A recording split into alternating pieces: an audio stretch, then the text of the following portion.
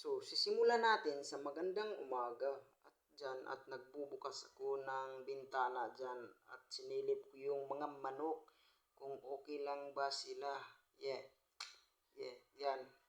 Tingin lang muna ako dyan at pagkatapos nagpapakain ako ng mga pusa kasi gutom na sila at tinawag ko yung isa kasi di pa kumain yan umaga at yan nilagyan ko lang muna ng mga pagkain yung mga pusa para makikain na sila at pagkatapos lagyan ko din sila ng tubig para may maiinom sila, di sila mauuhaw.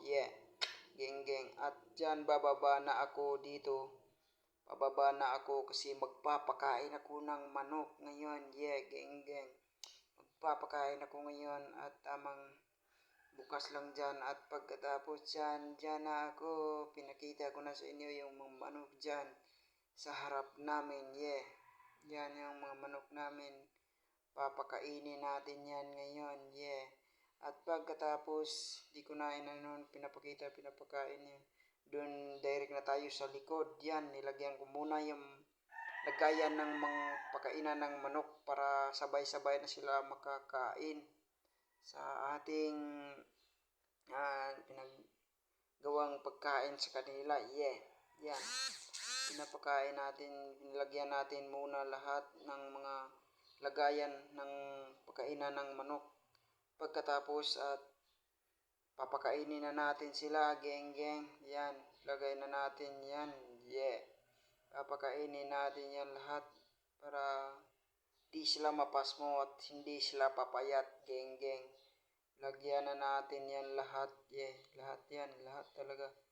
Lagay na natin yan para di sila papayat at yan magsasabong pa daw sila. Lakas talaga itong isa At yan at pagkatapos niyan papakainin at dito naman tayo sa mga inahin.